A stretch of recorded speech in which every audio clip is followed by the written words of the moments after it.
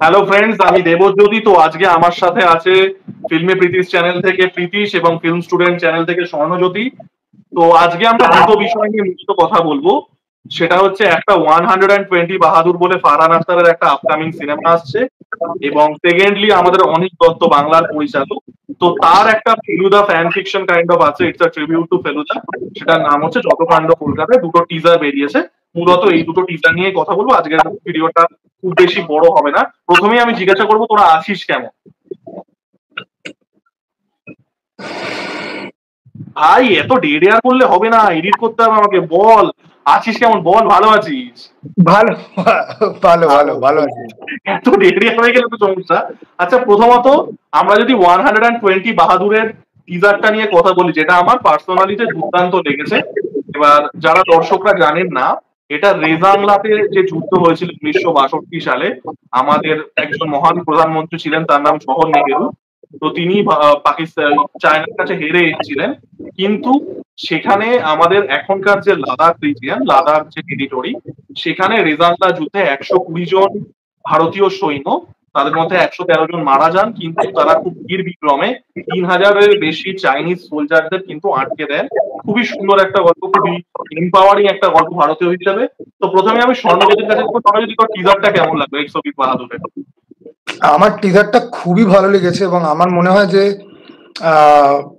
দেখ, এই সিনেমাটা বেসিক্যালি ফ্লপ হতে চলেছে। ওকে, কারণ শুরুতেই এই নেগেটিভ কথা বলাটার কারণটা কি হচ্ছে গিয়ে যে আমি জানি এই সিনেমার ভাগ্যে কি আছে। লক্ষ্য যখন বেরিয়েছে তখন একরকম ব্যাপার ছিল, বা ফারহান আখতার যখন বল না রকনের মতো ফিল্ম যখন করেছে তখন আমাদের দেশের পলিটিক্যাল ক্লাইমেট একরকম ছিল, আর এখন একরকম। মানুষের মানসিকতা এখন অনেকটা বদলেছে। আমাদের এই পেহেলগাম অ্যাটাকটা যখন হলো তখন আমরা দেখলাম যে তখন কিন্তু গ্রাউন্ড জিরো বলে ইমরান হাশমির কিন্তু একটা খুব ভালো ফিল্ম কিন্তু এসছিল।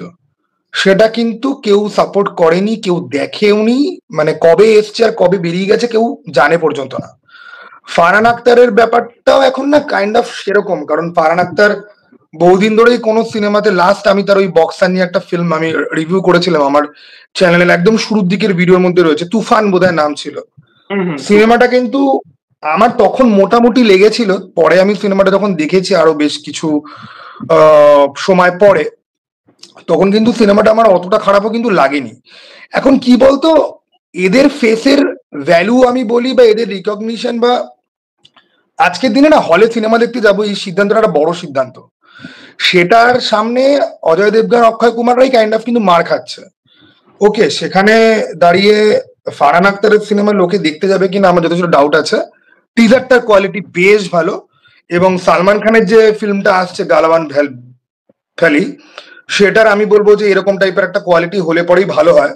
আমরা এখানে অ্যাকশনের একটুখানি গ্লিমস দেখতে পাই। এবং তুই ফারহান আখতারকে মন দিয়ে যদি দেখিস তাহলে ফারহান আখতার কিন্তু তার ডায়ালগ ডেলিভারি কিন্তু নর্মাল সিনেমার মতো নয়। সে যে ক্যারেক্টারটা সে প্লে করতে চলেছে সেরকম একটা ব্যাপার কিন্তু সে এনেছে তার মধ্যে। এখন এত সব কিছুর পরেও আমি জানি না শেষ রক্ষা হবে কিনা। মানে ফারহান আখতারকে দেখে আমার জন আব্রাহামের কথা বেশি করে মাথায় আসে। জন আব্রাহামের দেখ তেহরান বলে একটা ফিল্মের টিজার এসছে যেটা খুব ভালো। ওকে, তোর কি মনে হয় এটা হলে এলে পরে চলতো? এটা তো ডিরেক্ট ওটিটিতে ছাড়া হচ্ছে।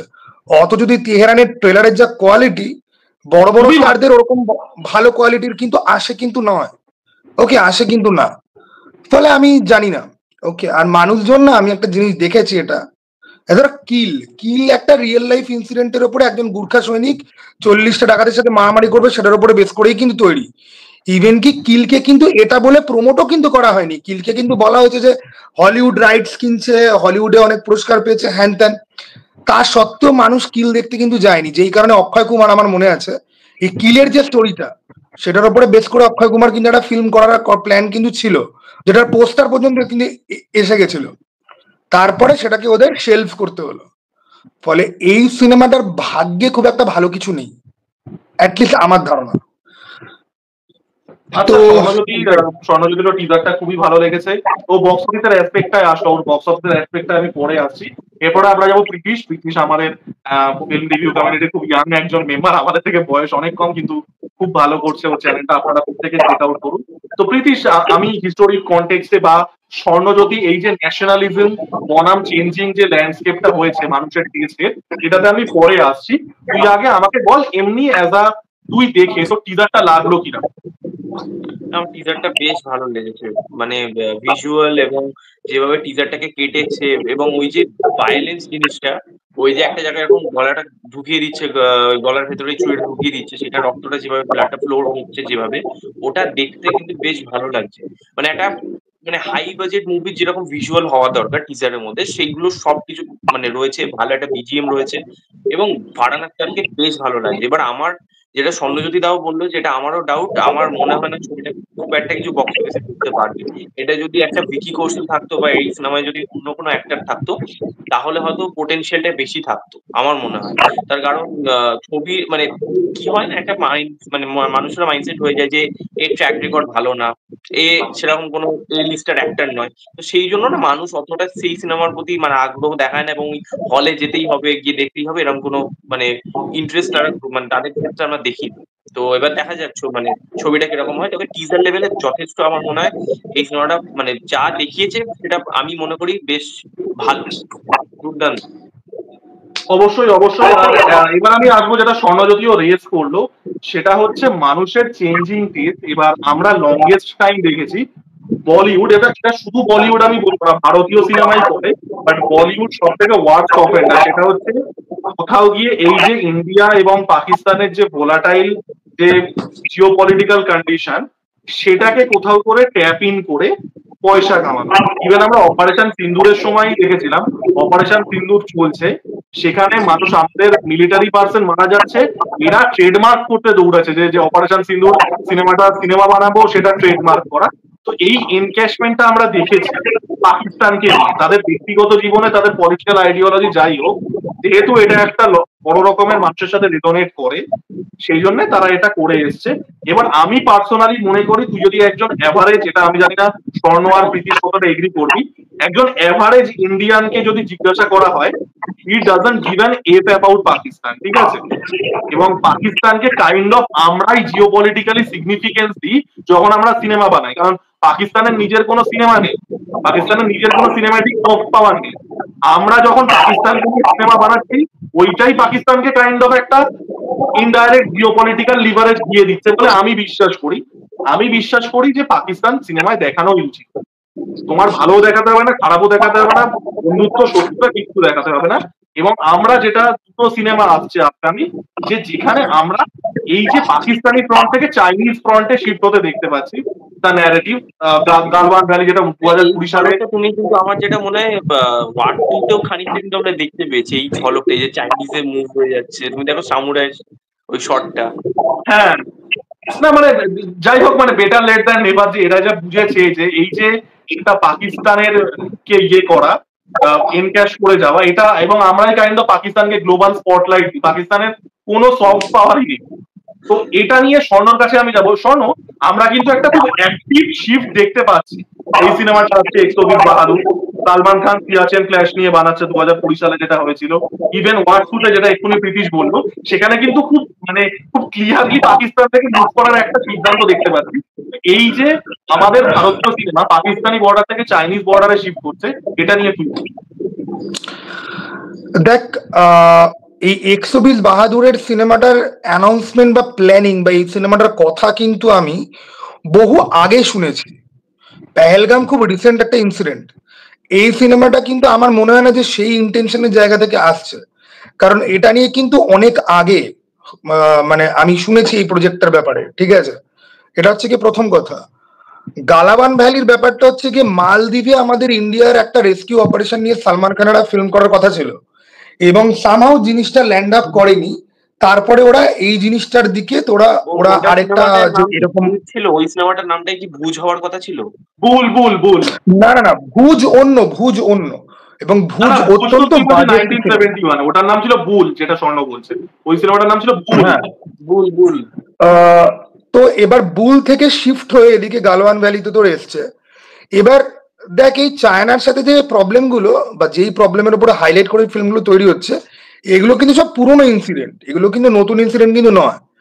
এনক্যাশমেন্টটা গিয়ে কোথায় গিয়ে হচ্ছে, যে ওদেরকে আর্মির বড় একটা জিনিসপত্র বলতে হবে, সেটা এবার সেটা যদি আমি বলি, তাহলে তো ভাই যখনই কোনো আর্মির উপরে ফিল্ম তৈরি হবে, কারণ আর্মির উপরে যখন ফিল্ম তৈরি হয়, 99% ক্ষেত্রে সেটা কিন্তু কোনো ফিকশনাল ফিল্ম কিন্তু হয় না, সেটা কোনো না। রিয়েল ইনসিডেন্টের উপর বেস করেই কিন্তু হয়। ফলে এই কথাটাও ঠিক খাটে না এনক্যাশমেন্টের, তাহলে তো আর্মিকে ট্রিবিউট জানিয়ে ফিল্ম করাই যাবে না। তাহলে তো আর্মিকে ট্রিবিউট জানিয়ে ফিল্ম যদি আমি করি তাহলেই কেউ বলবে যে ওটাকে এনক্যাশ করতে তুমি আসছো। না দ্য থিং ইজ, আবার এটাও সত্যি কথা যে অপারেশন সিন্দুরের পরে আমরা যেটা দেখলাম যে সবাই দৌড়াচ্ছে। এবার দেখ এই চীনের এই যে যুদ্ধটা বা গালওয়ান ভ্যালি, এই ইনসিডেন্ট গুলো একটু পেছনের, ওকে, সিনেমাগুলো কিন্তু অনেকটা পরে আসছে কম্পারেটিভলি, ফলে ওই এনক্যাশমেন্টটা কিন্তু লিঙ্ক করা যায় না। কিন্তু অপারেশন সিন্দুর ফিন্দুর কি যে একদম হয়েছে ভাই, আমি যদি একটু ইন্টারজেক্ট করছি, আমি কিন্তু বলিনি যে 120 বাহাদুর এনক্যাশমেন্ট সিনেমা, আমি বললাম এই যে শিফটটা from Pakistan border to the Chinese border, সেটা হয়তো তারা এনক্যাশমেন্টের জন্য করছে না, they are probably doing it for the sake of art. 120 Bahadur তো ডেফিনেটলি অনেক আগে তৈরি হয়ে গেছে, আমি এই শিফটটার কথাটা বলছি। হ্যাঁ, এবার দেখ এটা না অ্যাকচুয়ালি টাইমটা না ফিট করে যাচ্ছে, ওকে, টাইমটা ফিট করে যাচ্ছে বলে তোর এরকম মনে হচ্ছে। আর দেখ পাকিস্তানকে নিয়ে এতবার সিনেমা হচ্ছে না এত রকম অকেশনে, ইভেন কি আমি তোকে বলছি এলওসি কার্গিলের মতো আরেকটা সিমিলার ফিল্ম আছে যেটার নাম আমি এখন করতে পারবো না, আমি 2016 খুব সম্ভবত তাদের মনোজ বাজপেয়ী থেকে শুরু করে সোনু সুদ থেকে শুরু করে ভালো ভালো একটা, ওকে। তো এবারে তোর এই যে শিফট যেটা হচ্ছে যে পাকিস্তান বর্ডার থেকে চায়না বর্ডার, এটা তো আমার মনে হয় যে কোনো না কোনো দিন গিয়ে হতো। ইভেন কি আমি তোকে বলি, এই যে বাংলাদেশি এনক্রোচমেন্ট নিয়ে আমরা এত কথাবার্তা যে বলছি, সিদ্ধার্থ মালহোত্রা বা কাপুর হবে সামথিং, কিয়ার আদবানির বরের নাম কি আমার খেয়াল নেই, সিদ্ধার্থ মালহোত্রা। তো সিদ্ধার্থ মালহোত্রার যোদ্ধা বলে একটা সিনেমা ছিল আজ থেকে বছর 2-1.5 আগে, ওকে, সোনালীতে আমি দেখতে গেছিলাম, মনে আছে? যে একটা প্লেন হাইজ্যাক, তারপরে ওই পাকিস্তানে গিয়ে ওরা কি করছে তাই নিয়ে। সেই সিনেমার শুরুতে বাংলাদেশি এনক্রোচমেন্টদের সাথে ইন্ডিয়ান আর্মির ফাইট দেখানো হয়েছিল, ওকে, মানে which is kind of unexpected. Karan জোহরের প্রোডাকশন হাউস থেকে আসছে, কাইন্ড অফ আনএক্সপেক্টেড, ওকে। এবারে আমার কাছে না তোর এই প্রশ্নটা না ঠিক ক্লিয়ার, ঠিক অ্যান্সারটা না নেই যে এই শিফট অ্যাকচুয়ালি কবে হলো। কারণ দেখ যখন কোনো মিলিটারি বেস ফিল্ম যখন তৈরি হয় তখন এই বড় বড় অপারেশন, এবার তুই দেখবি পাকিস্তানের সাথে যা যা ক্ল্যাশ হয়েছে সেগুলো নিয়ে সিনেমা হয়ে গেছে, চাইনিজদের সাথে ক্ল্যাশ গুলো নিয়ে এতদিন অব্দি সিনেমা তৈরি হয়নি, ফলে it is kind of a new territory for them, okay, সেটাই হচ্ছে কি ব্যাপার। আচ্ছা প্রীতিশ, আমি তোর কাছে স্বর্ণের উত্তরটা ধরেই যাব। এই যে শিফটটা, তোর কি সত্যি মনে হয় যে অ্যাভারেজ ইন্ডিয়ান, যেটা স্বর্ণ বললো আমি তার সাথে এগ্রি করি, যে তুমি যখনই মিলিটারি নিয়ে সিনেমা বানাচ্ছ সেটা কিন্তু সবসময় রাইট উইং প্রপাগ্যান্ডা নয়, সেটা কিন্তু একটা এজেন্ডা পুশ নয়, সেটা সত্যিই একটা আর্নেস আমাদের দেশের একটা জাতীয়তাবাদী সত্তাকে সেলিব্রেশন হতে পারে, যেটা কোন রকম রাজনৈতিক রঙের থেকে আলাদা। অবশ্যই আমি একদমই একমত, কিন্তু একটা বড় সেকশন অফ ইন্ডিয়া এটাও মনে হয় যে পাকিস্তানকে নিয়ে লোকে মানে পাকিস্তান দেখে টায়ার্ড হয়ে গেছে, এটাও কিন্তু একটা বড় রকমের সেন্টিমেন্ট। তারা হয়তো সেই পলিটিক্যাল বা তারা হয়তো সেই সামাজিক নুয়ান্সেসে পৌঁছাচ্ছে না, তারা মনে হচ্ছে আবার পাকিস্তান, কি করবো পাকিস্তান লেগে। তো এই যে শিফটটা হচ্ছে, এটা তুই কিভাবে দেখছিস? স্বর্ণ বয়সটা বেশি, ও জিও পলিটিক্যালি অনেক বেশি অ্যাওয়্যার, ওর ক্ষেত্রে আমি বলবো তো, আমি বলছি না যে তুইও কমপ্লিটলি অজ্ঞ, মানে ওর ক্ষেত্রে your much younger, much more কি বলবো, একটা ন্যারোয়ার পার্সপেক্টিভ আছে। তুই বল তুই কিভাবে দেখছিস, একজন এভারেজ তোর বয়সী ছেলে কি সত্যি পাকিস্তানকে সিনেমায় দেখে টায়ার্ড? এবং এই যে শিফটটা হচ্ছে, যেটা চাইনিজ বেসড সিনেমা হচ্ছে, চাইনিজ বর্ডার কেন্দ্রিক, সেটা নিয়ে তুই কতটা এক্সাইটেড বা তোর কি মনে হচ্ছে এই শিফটটা? দেখো, যদি আমাকে বলতে হয়, আমি পাকিস্তানি যে বিষয়টা রয়েছে সেটা দেখে ডেফিনেটলি টায়ার্ড, কিন্তু যদি ফার্স্টের দিকে যখন গাদার বা ধরো বর্ডার, সেই সিনেমাগুলোতে যখন দেখিয়েছিল পাকিস্তানি একটা বিদ্বেষী এরকম জিনিসপত্র দেখিয়েছিল, সেইটা দেখে ডেফিনেটলি একটা এনজয় লাগতো এবং আমাদের দেশের লোকেরাও এনজয় করেছে। কিন্তু এখন সেই জিনিসটা এতটা পরিমাণে ওভারল্যাপ করে গেছে, এতটা বেশি হয়ে গেছে, লোকে না আর বেশি মানে পছন্দ করছে না। তুমি ভাবছে সেই একই ধরনের জিনিস, শুধুমাত্র পাকিস্তানিকে হেট করে এবং তাদেরকেই মানে জোর করে প্রাধান্য, মানে আমরা মানে তাদেরকে বেশি গুরুত্ব দিয়ে করছি। এখানে অন্যান্য দেশ পাকিস্তান কিছু মনেই করে না, সেখানে আমাদের সিনেমা কেন তাহলে বেশি গুরুত্ব দেওয়া হবে, এটা তো ঠিকই। কিন্তু এবার যেহেতু এই পার্সপেক্টিভটা লোকের ঘুরে যাবে, কারণ হচ্ছে এখন চায়নাকে লোকে টার্গেট করছে। এবার দেখো ইন্ডিয়ার সাথে বেশিরভাগ এনিমি কারা, চাইনা, এইদিকে তোমার পাকিস্তান, এরাই তো বেশি এনিমি। তো বাংলাদেশ কাইন্ড অফ রয়েছে। তো এদেরকেই তো এরা টার্গেট করবে সিনেমা। কারণ এরা জানে আমরা আমরা কখনো ফিকশনাল কোনো দেশ বা ফিকশনাল কোনো ভাবে এইটাকে এস্টাবলিশ করতে পারবো না। তো আমাকে একটা মানে যেটা অ্যাকচুয়ালি জেনুইন হচ্ছে সেটার উপরেই আমাকে বেস করে বানাতে হবে। তো সেখানে দাঁড়িয়ে আমার মনে হয় যদি চাইনিজ পরবর্তীকালে চাইনিজ বিদেশি হয় তাহলে কোনো সমস্যা আমার নেই। মানে আমার কাছে তো মনে হয় না কোনো সমস্যা আছে। এবং পাকিস্তানি একসময় তার বিরুদ্ধে বলা হয়েছে অনেক সিনেমাতে। আর এখন বললে আমার মনে হয় কোথাও গিয়ে আউটডেটেড হয়ে যাবে। আচ্ছা, তো যেটা স্বর্ণ বললো বা যেটা প্রীতিশও বললো, আমি যদি টেক অ্যাওয়েজটা ঠিকঠাক নিতে পারি, তো দুজনেরই বক্তব্য কিন্তু যে India is changing as a society, ঠিক আছে? একটা দেশ তো মানুষ দিয়ে তৈরি হয়। India is changing as a society, and this new India, this changing landscape of India doesn't see Pakistan as a threat anymore. এবং এই যে নতুন যে থ্রেট গুলো আছে, র্যাডিকালাইজেশন অফ বাংলাদেশ, চীনের সাথে আগে যেগুলো হয়েছে, এটা এই পাবলিক কনসাসনেস থেকে গ্র্যাজুয়ালি অর্গানিক্যালি কিন্তু সিনেমায় উঠে আসছে। আমরা বাংলাদেশ এনক্রোচমেন্ট নিয়ে স্বর্ণ বললো, সিদ্ধার্থ মালহোত্রার সিনেমাটার কথা, ওটা আমি দেখিনি।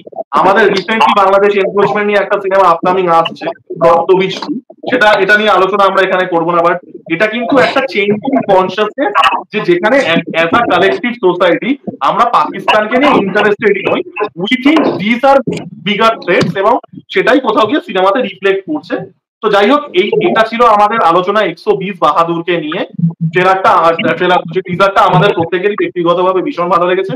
পার্সোনালি আমার ফারহান আখতারের সিনেমা ভালো লাগে, কার্তিক কলিং কার্তিক, ওয়াজিরের মতো সিনেমা। আমি না আমি আরো গদগদে ভাষায় একটা কথা বলি। বল। ফারহান আখতারের কপালটা খারাপ।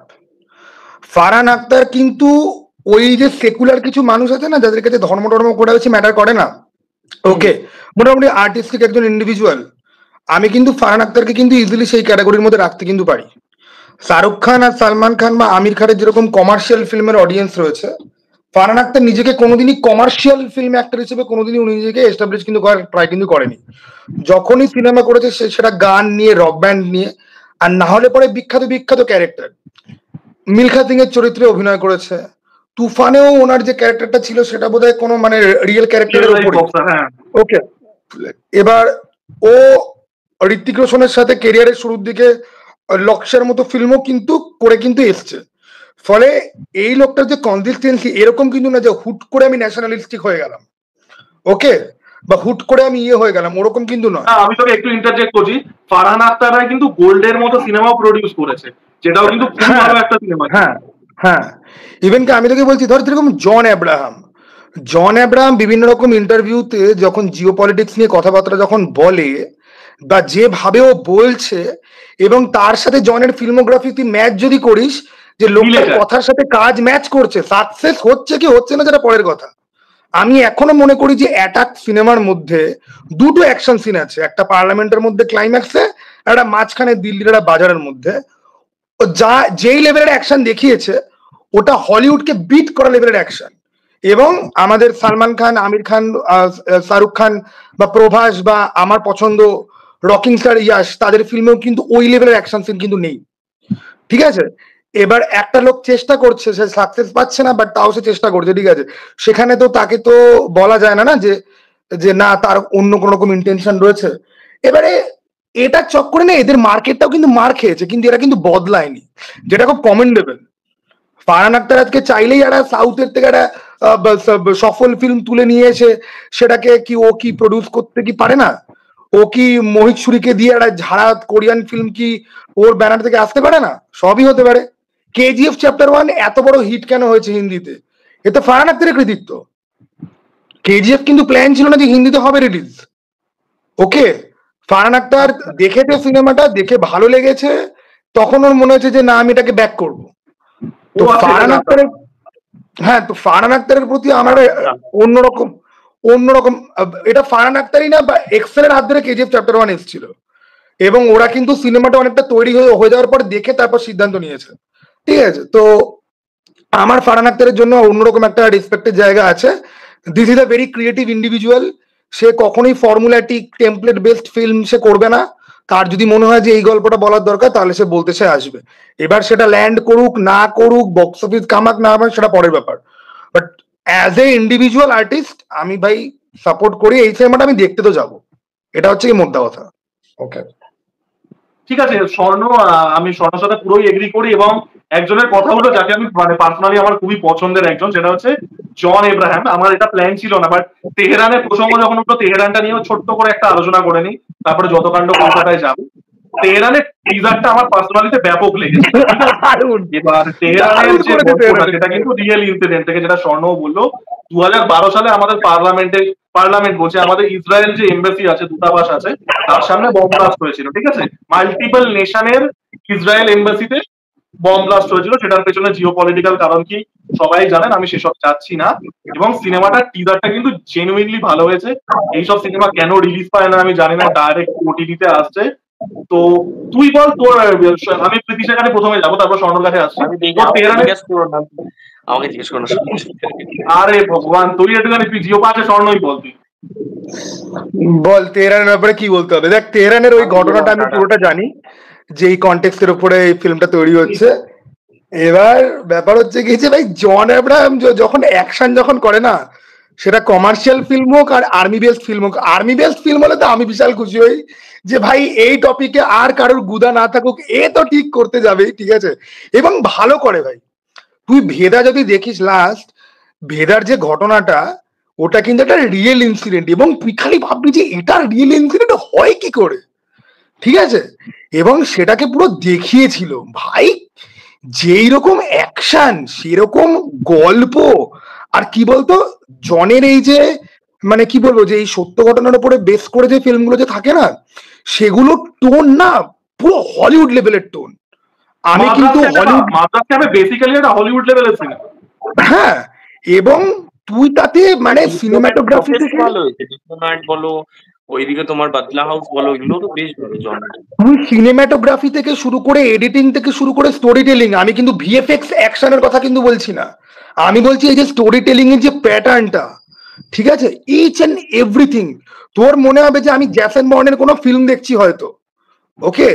তো জন ভাই ডেলিভার করতে পারে। এবার ভাই লোক চুতিয়া, তো জনের ব্যাপারটা হচ্ছে গিয়ে যে কি, জন মেবি একদম মানে ওই শাহরুখ খান বা অক্ষয় কুমারের লেভেলেরও হয়তো স্টার হয়তো নয়, তাই লোকজন দেখতে যায় না, বাট একটা লোক কনসিস্টেন্টলি এই টপিকের উপর ফিল্ম বানিয়ে আসছে, এবং সে ভালো অ্যাকশন ফিল্মগুলো বানাচ্ছে গভর্নমেন্ট দেখে নয়, সে গভর্নমেন্টের আগে থেকেই, মানে রেজিম চেঞ্জের আগে থেকেই এই সিনেমা বানাচ্ছে। হ্যাঁ এক্স্যাক্টলি, সে কিন্তু পলিটিক্স থেকে, চলো এখন আমি এই সিনেমাটা বানালে হাওয়া এদিকে যাচ্ছে ভেবে বানাচ্ছে, সেইগুলোতে বিশ্বাস করে বলেই বানাচ্ছে, বহু বছর ধরে বানাচ্ছে। এর বোধহয় কারেন্ট চলে গেছে, পাওয়ার কাট হয়ে গেছে, আমি গেলাম। হ্যাঁ, কিছু করার নেই। আচ্ছা ঠিক আছে, এই দেখো এই হচ্ছে যুব সমাজের অবস্থা। যেই তেহরানের আলোচনা হচ্ছে, এতক্ষণ ছিল ছেলে পুলে। ঠিক আছে, টাটা টাটা, ভালো আলোচনা। হ্যাঁ, এখন তো ব্যাপারটা হচ্ছে কি যে হ্যাঁ, জন কিন্তু সরকার বদলাচ্ছে, মানুষের টেস্ট বদলাচ্ছে তাই না, ও কিন্তু করে কিন্তু আসছে, কিন্তু আজকে দেখ ওর একটা সত্যমেব জয়তে গিয়েই হয়তো বেশি পয়সা কামাচ্ছে। হ্যাঁ ঠিক আছে, সত্যমেব জয়তে 1 আর অ্যাটাক সিনেমা হিসেবে একটা কাশ্মীরের রুল, একটা বগলের চুল পর্যন্ত নয়, কিন্তু ডিপ্লোম্যাট সিনেমাটা দেখেছিস, খুব ম্যাচিওর। আমি ডিপ্লোম্যাট দেখেছি, আমি না ডিপ্লোম্যাট না আমি খুব একটা বেশি এনজয় করিনি। ওকে, ডিপ্লোম্যাটের শেষটা তো আমার বেশ ভালো লেগেছে, কিন্তু গোটা সিনেমাটা ওভারঅল না মানে আমি খুব একটা বেশি এনজয়, আমার স্টোরিটা খুব একটা এনগেজিং লাগেনি। ওকে, স্টোরিটা তো ইটসেলফ কাইন্ড অফ একটা মানে খুব যে জিনিসটার মধ্যে একটা এম্পাওয়ারিং কিছু আছে না, it's a sad story fundamental. হ্যাঁ, একটা স্যাড স্টোরি, সাটেলটির একটু অভাব আছে বই কি। আর আরো একটা কারণে হতে পারে যে কারণে আমার ডিপ্লোম্যাট খুব ভালো লাগেনি, কারণ ডিপ্লোম্যাট যে কেসের উপর বেস করে তৈরি, সেটার ব্যাপারে আমার পার্সোনালি খুব একটা বেশি আইডিয়া নেই। আমি ধর যেগুলোর ব্যাপারে জানি, সেগুলোর ব্যাপারে সিনেমা দেখার সময় আমি খুব এক্সাইটেড হই যে হ্যাঁ ভাই চলো ঠিক রাস্তায় যাচ্ছে। যেরকম আমি তোকে বলছি, এই যে মানুষ খেকোটার ওপরে বিক্রান্ত মাসের নেটফ্লিক্সে যে ফিল্মটা হলো, বল কি যেন নাম ছিল, হ্যাঁ, ওটা যে কি করে ওরা সত্য ঘটনাটাকে দুমড়ে মুচড়ে অন্যই কিছু বানানোর চেষ্টা করেছে, সেক্টর 36 আমার মানে দেখা আজ অব্দি সব থেকে মিস ইনফর্মড এবং পুরো ভুল ভাবে পুরো জিনিসটাকে ভজঘট করে দেখানো, এবং ওরা বেসিক্যালি দেখাতেও পারবে না, ওদের মধ্যে পিয়ার প্রেসার রয়েছে যে ওরা অ্যাকচুয়াল জিনিসটা দেখাতে পারবে না, ঠিক আছে, তার জন্য যেরম ভাবে সিনেমাটা করে তৈরি করেছে মানে মাথা মুন্ডু নেই, একদম জঘন্য একটা সিনেমা, ঠিক আছে। এবার ডিপ্লোম্যাটের ব্যাপারটা হচ্ছে যে আমি ডিপ্লোম্যাটের কেসটা জানি না, ফলে ডিপ্লোম্যাট দেখাটা আমি খুব একটা বেশি এনজয় করিনি। ঠিক আছে, খুব সাটেল আমার মনে হয়নি। ওকে, আমার বোঝার অসুবিধার জন্য হতে পারে, তো এই হচ্ছে কি ব্যাপার। তো জন এব্রাহামের সিনেমা আসছে জি5 এ, তেহরান, টিজারটা খুবই ভালো হয়েছে। আমাদের বাংলা থেকে রুক্মিণী মৈত্র আছে বাই দ্য ওয়ে, তো টিজারটা চেক আউট করুন, জি5 এ প্রিমিয়ার হবে। এবার আমরা আমাদের লাস্ট টপিকে আসবো, যেটা বললাম এটা খুব একটা বড় কানেক্ট হতে চলছে না, সেটা হচ্ছে যতকাণ্ড কলকাতায়, ডাইরেক্টেড বাই অনিক দত্ত। অনিক দত্তের সিনেমা আমি ব্যক্তিগতভাবে খুব পছন্দ করি। আমি স্বর্ণ তোর কাছে আসছি, আমি আর নিজের দিকটা বলিনি। আমি অনিক দত্তের সিনেমা ব্যক্তিগতভাবে খুবই পছন্দ করি। আমার অপরাজিত অসাধারণ লেগেছিল। অরুণ বাবুর সঙ্গে আমি ফাটিয়ে এনজয় করেছিলাম। আর তারও আগে তো ভূতের ভবিষ্যৎ আছে। আমার অনিক দত্তের একটা সিনেমাই ভালো লাগে না, সেটা হচ্ছে ভবিষ্যতের ভূত। ঠিক আছে, ওটা কাইন্ড অফ একটা খিচুড়ি মার্কা সিনেমা। তা বাদ দিয়ে আমি অনিক দত্তের সিনেমা বরাবর এনজয় করে এসেছি। আমি টিজারটা দেখলাম, টিজারটা আমার ভালো লেগেছে, বাট দুর্দান্ত লাগেনি। ঠিক আছে, মানে জিনিসটার মধ্যে একটা আর্নেস্ট ব্যাপার আছে, জিনিসটা এনক্যাশমেন্ট নয়। এটা একজন মানুষ যে সত্যজিৎ রায়কে সত্যিই ভালোবাসে, যে সত্যজিৎ রায়ের ক্রাফটকে সত্যিই ভালোবাসে, এটা কিন্তু ফেলুদার নাম ভাঙিয়ে খাবো, এটা কিন্তু ওই ইন্টেনশন নিয়ে নয়। বাট জিনিসটার মধ্যে একটা অদ্ভুত সিম্পলিসিটি আছে। আমি না অনিক দত্তের সিনেমায় একটা ইন্টেলেকচুয়াল কমপ্লেক্সিটি আশা করি, যেটা আমি ইয়েতে পেলাম না। সেটা ভালো জিনিসও হতে পারে, অনেক সময় খুব সিম্পলিস্টিক জিনিসও খুব ভালো হতে পারে, বাট আমি অনিক দত্তের সিনেমায় একটা লেভেল অফ ইন্টেলেকচুয়াল কমপ্লেক্সিটি আশা করি, সেটা আমি পাইনি। তবে জিনিসটার মধ্যে একটা আর্নেস্ট ব্যাপার আছে। তুই বল, তোর টিজারটা কেমন লাগলো? দেখ, প্রথম কথা আমি ভেবেছিলাম এটা বোধহয় কোনো ফেলুদার সিনেমা হতে চলেছে, তারপর দেখে বুঝলাম যে এটা তোপসেকে নিয়ে সিনেমা, এটা কিছু একটা ট্রিবিউট টাইমের ফিল্ম হতে চলেছে। হ্যাঁ, আইডিয়া লেভেলে বেশ ইন্টারেস্টিং, বাট আমার টিজারটা খুব একটা আহামরি কিছু লাগেনি। এবার দেখ, অনিক দত্তের সিনেমা এরকমই সিনেমা, সেটা গল্প বেসড, চিত্রনাট্য বেসড একটা ফিল্ম, সেটা কোনো রকম ভিজুয়াল বা কোন রকম যে একটা কোনো হুক পয়েন্টের উপরে বেস করে সিনেমা না। ফলে অনিক দত্ত সিনেমার ট্রেলার টিজার দিকে মন্তব্য করার মতো ব্যাপারটা একদমই ম্যাচিওর জিনিস হবে না। ঠিক আছে, এবং এই লোকটা এরকমই একটা লোক, না ভেবে সিনেমা আজ অব্দি সে কোনোদিন বানায়নি। কারণ ভূতের ভবিষ্যৎ এখন অব্দি অমর সিনেমা। ভবিষ্যতের ভূত আমি দেখিনি, তুই ভবিষ্যতের ভূত কোথায় দেখলি? ভবিষ্যতের ভূত মাঝখানে ওটার একটা পাইরেটেড ভার্সন ইউটিউবে ছিল, তখন দেখে নিয়েছিলাম। যাই হোক, আর অপরাজিত তো আমি দেখেছিলাম, অপরাজিত আমার তো খুবই ভালো লেগেছিল। এবার এবার এই সিনেমাটা পুজোতে তাহলে কি আবিরের দুটো সিনেমা মুক্তি পাচ্ছে? তো এটা খুবই ওয়ার্ড একটা ব্যাপার। এবার নাও দ্য থিং ইজ যে টিজারটা আমার দেখে না কিছুই, আমি এক্সাইটেড যে অনিক দত্তের ফিল্ম আসছে। টিজার দেখে যে আমি ভাই দারুণ লেগেছে, টিজারটা মারাত্মক করেছে, ওরকম কিন্তু না। অনিক দত্তের ফিল্ম আসছে, সেটা দেখতে যাবো। টিজারটা আমাকে বিশাল কিছু এক্সাইটমেন্ট কিছু দেয়নি। আর কি বলতো, ফেলুদা বা কাকাবাবু এগুলো না আমার জীবনে ব্যক্তিগতভাবে এত বেশি বহুল চর্চিত টপিক হয়ে গেছে, ধুম করে এগুলো রিলেটেড কিছু দেখলে পারি না, আজকাল না ক্লান্তি আসে। মানে আবার একটা ফেলুদার ফিল্ম, ঠিক আছে। কিন্তু অনিক দত্ত বলে একটা বেসিক একটা এক্সাইটমেন্ট তো থাকেই। এবার দেখা যাক কি হয়। ভাই, তুই বহুরূপের টিজার দেখলি? না রে, দেখিনি। সোহমদা কাটবে তো, সোহমদা কাটবে কেন? তুই দেখলি না বহুরূপের টিজার? হ্যাঁ, আমি লাইনে দাঁড়িয়ে আছি, তুই দেখ। আমরা বহুরূপ নিয়ে আমরা এই ভিডিওর মধ্যে কথা বলবো। বহুরূপের টিজার দেখছি, তুই লাইনে থাক। তার আগে আমি আরেকটা কোয়েশ্চেন করবো, এটাই লাস্ট কোয়েশ্চেন, এটা দিয়ে শেষ করবো। আমরা অনিক দত্তের সিনেমায় কিন্তু স্বর্ণ রাজনীতি এক্সপেক্ট করি, কারণ অনিক দত্তই এমন একটা লোক যে আর কি, মানে সে পলিটিক্যাল, সে তার যে পলিটিক্যাল আইডিওলজি আমার একমত হলাম না হলাম আমার দরকার নেই, সেই লোকটা শিরদাঁড়া সোজা রেখে পোক করতে জানে, রোস্টটা করতে জানে। তো তোর কি মনে হয়েছে? আমার যত কাণ্ড কলকাতাতে এই জিনিসটাই ডিসঅ্যাপয়েন্টিং লেগেছে, যে কোন রকম রাজনৈতিক পোকিং বা যে একটা ভীষণ ভাবে একটা কি বলবো খুব রক্ত মাংসের একটা রাজনৈতিক সত্তা, যে এই লোকটা জানে ওয়েস্ট বেঙ্গলের কি অবস্থা এবং সে সেটা নিয়ে গলা তুলতে প্রস্তুত। এই জিনিসটা আমার কিন্তু টিজারে ভীষণ ভাবে মিসিং মনে হচ্ছে। তোর কি? হ্যাঁ, এই মিসিংটার আমি তোকে কারণ বলছি, কারণ এই ভবিষ্যতের ভূত নিয়ে তাকে যা হেনস্থা হতে হয়েছে, ঠিক আছে। এবং অপরাজিত তো ভাই মানে এমন একটা সময়ের সিনেমা, তার মধ্যে পলিটিক্যাল পোকিং রাখার কোনো রকম জায়গাই নেই, ঠিক আছে।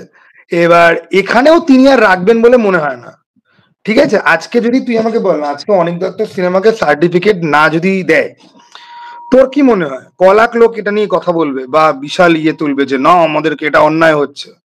কি মনে হয় তো? আমাদের মতো কিছু লোক হয়তো ইউটিউবে ভিডিও করবে। হ্যাঁ, ইউটিউবে আমরা সবাই এখন করে না দেখি রাজনৈতিক একটা কোন দিকে যাচ্ছে আবার সেই সব দেখে ভিডিও। হ্যাঁ, এবং 400-500 মতো লোক দেখবে, তার মধ্যে 10 জন হয়তো কমেন্ট করবে হ্যাঁ দাদা তুমি ঠিক বলেছো।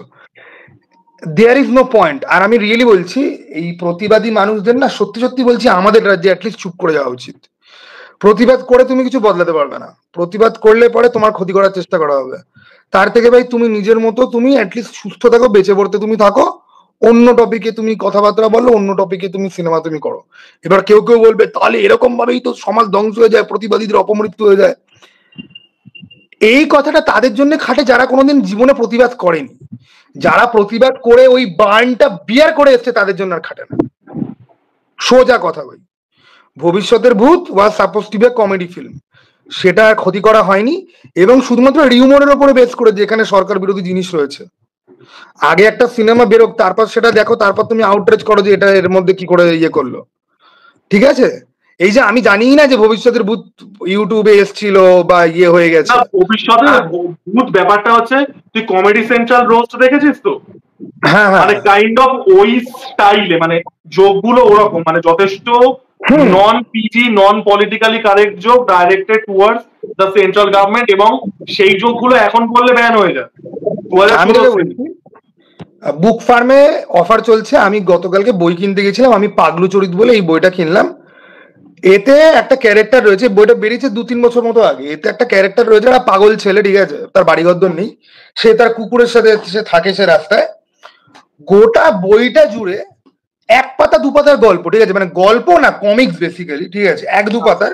ওকে, তো ওর কুকুরের সাথে কথা বলে আর পলিটিক্যাল পোকিং, ঠিক আছে, পুরো বইটাই। আমি বইটা পড়ে ভাবছি যে বইটা কার জন্য, এটা বাচ্চাদের জন্য না বড়দের জন্য? কারণ বড়দের জন্য যদি হয়, বড়দের মতো করে প্রমোট করা হয় না, আর প্রমোট করলেও এখানে কিছু কিছু জোকস আছে এতটাই অফেন্ডিং। একটা শুয়োরের পিঠে চড়ে বলছে যে বাম দিকে টান মারলে বামপন্থী, ডান দিকে টান মারলে ডানপন্থী, ঠিক আছে, বা কোনো একটা জায়গাতে 3টে পলিটিক্যাল দলকে নিয়েই তোর শুয়োরের সাথে নামকরণ দিয়ে ঠুকে দিল। এবার আমি বুঝলাম যে কেন বইটার প্রমোশনে এইসব কথাবার্তা কিছু বলা হয়নি, বা কেন বইটা নিয়ে কথাবার্তা নেই। কারণ বইটা আগুন লাগিয়ে দিতে পারে। আর বইটা যেহেতু তোর আপাত দৃষ্টিতে দেখে মনে হবে যে একটা পাগল লোক কিনে কমিক্স, হয়তো এরা বাচ্চাদের জিনিস, আমি পড়ে কি করব। যে পড়বে সে তো বুঝবে ও ফাক, এই হলো কি ব্যাপার, ঠিক আছে। এবার তুই ভাব, একটা শুয়োরকে তার নাম জিজ্ঞাসা করা হচ্ছে, সে তার নাম বলছে যেটা একটা বিহারি বা উড়িয়া নামের সঙ্গে তুই যায়, এবং এই রাইটার কাউকে ছাড়েনি, সবাইকে ল্যাংটা করেছে, ঠিক আছে, বাট যে কেউ এটা দেখে এনগেজ হয়ে যাবে। ওকে, তো এই জন্য আমার মনে হয় যে রাখিনি অনেক দত্ত, এই জন্য, বা হয়তো রয়েছে ট্রেলার টিজারে রাখেনি, ঠিক আছে, যে ভাই আমার আগে থেকেই আমি কাউকে রোস্ট করবো, আগে থেকে তো বলার দরকার নেই যে ভাই তোকে আমি রোস্ট করছি, ঠিক আছে, আগে থেকে হ্যাঁ গিয়ে দেখবো যে ও ঢুকেছে, ঠিক আছে। তো এটাও কিন্তু ট্যাকটিক্স হতে পারে। ওকে, উই নেভার নো। অবশ্যই অবশ্যই। তো এই ছিল আজকে আমাদের আলোচনা, খুব কুইকলি একটা ইনফর্মটু কানেক্ট ছিল। 120 বাহাদুরের টিজার আমরা নিয়ে কথা বললাম, যেটা ভীষণই ভালো হয়েছে, আপনারা চেক আউট করুন। তেহরান নিয়ে কথা হলো, জন এব্রাহামের এই যে জিও পলিটিক্যালি কনসিয়াস, এবং একজন লোক যে পলিটিক্স বাদ দিয়ে বা চলো হাওয়া যাচ্ছে এনক্যাশ করি বাদ দিয়ে অ্যাকচুয়ালি রিয়েল ইস্যুগুলো নিয়ে কনসিয়াস। এবং অবশ্যই আমাদের বাংলার অনেক দত্তের যতকাণ্ড কাঠমান্ডুতে, কাঠমান্ডু বলছি, ওটা তো আসল গল্পটার নাম, যতকাণ্ড কলকাতায়। টিজারটা আমার মোটামুটি লেগেছে, স্বর্ণরও বললো মোটামুটি লেগেছে, এবং দেখা যাক এটা শুধুমাত্র একটা তেলুগা ট্রিবিউটই হয় না, অনেক দত্ত কিছু মানে যেটা আমরা এক্সপেক্ট করি একটা proper politically inappropriate roast of the current government, সেরকম কিছু হয় হলে কি রিয়াকশন আছে, সৌভ পায় কিনা, নামিয়ে ফামিয়ে দেয় কিনা, কি রগড় হয়, সেটাও আমরা দেখবো। তো এই ছিল আমার ভিডিও। আমার চ্যানেলটা অবশ্যই সাবস্ক্রাইব করবেন, স্বর্ণ চ্যানেল ফিল্ম স্টুডেন্ট, আপনারা প্রত্যেকে জানেন। প্রীতিশ কারেন্ট অফ হয়ে গেছে বলে চলে গেছে, ওর চ্যানেলটা ফিল্মি প্রীতিশ সাবস্ক্রাইব করে দেবেন। Thank you so much. আর কমেন্ট বক্সে লিখুন যে দেব যদি হরলিক্স চাটতে চাটতে বহুরূপের টিজারের রিভিউটা দাও। ওটা কালকে ভিডিওটা আসছে হরলিক্স থেকে। চল টাটা।